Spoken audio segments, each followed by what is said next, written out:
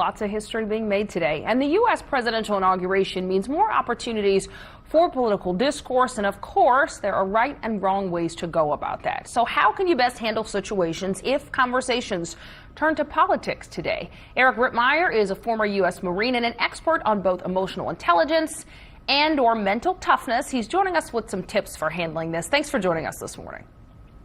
Good morning. Thanks for having me. I love that yellow. We match here, don't we? I like this. Thank you. There you go. All right. Help us with this. It has been difficult to have conversations right now. And of course, that's not going to magically go away because Inauguration Day is today.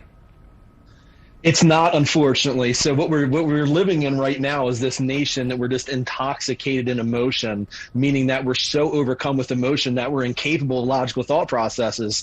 So moving forward, it all starts with getting those emotions under control and being willing and able to accept an opposing point of view. We all have to get a lot better at that. Certainly. And then you have to know kind of the things that get you upset so you can be prepared for people to say them to you, right? It's these triggers we have, right? We all have these triggers. It's something someone says or something they do. If we're aware of the triggers, if we know that trigger's been pulled, we're better able to keep our emotions under control. The problem is a lot of times we don't know when that trigger's been hit. And then when it is pulled, everything that follows it's going to be emotion-based, which means we're going to say and do things we're definitely going to regret afterwards. Yeah, and how do you teach yourself to respond to people? If they say something that you don't believe is true, if they say something that's offensive, how can you respond? Yeah, and this is difficult to do because, you know, we're hardwired as humans to feel first and think later. So when something happens, when we react, it's emotion-based. It's how we feel at that moment. So a reaction is when it's tied to an emotion. When we respond, we're able to process information logically, and then we can formulate a response that is going to be more in tune with the other person, not be something that's going to upset anybody. So reacting is based in emotion. Responding is based in logic. And then let's talk about things that we believe are true that just are not. We see so much of this going on right now in conversations people have with their family and friends who kind of affirm those wrong beliefs. Then we also see it on social media. How do we become as a society where we can listen to something and say, okay, I was wrong about what I thought was true?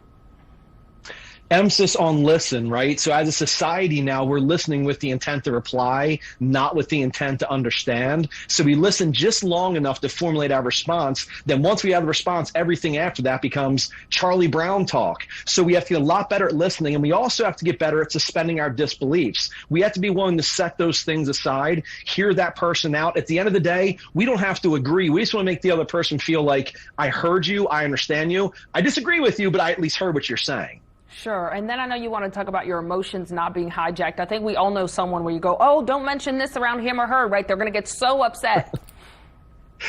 Right, when our emotions, you know, there's not much we have control of these days, right? I mean, the majority of things that happen to us, we have no control over. The one thing we do have total control over are our thoughts, are our emotions. So although we can't stop what's happening outside, we can control what's happening inside, which are our emotions and our reactions to things. So it's all about keeping the emotion under control, not trying to turn it off, not trying to suppress it, just learning to control it. It's easier said than done, unfortunately. That's right. And since you are an expert on emotional intelligence, do you feel that people's emotional intelligence has really changed over time? I hear people say that people have changed over time, that social media has changed people. Are people different, or are the platforms we have to express ourselves different?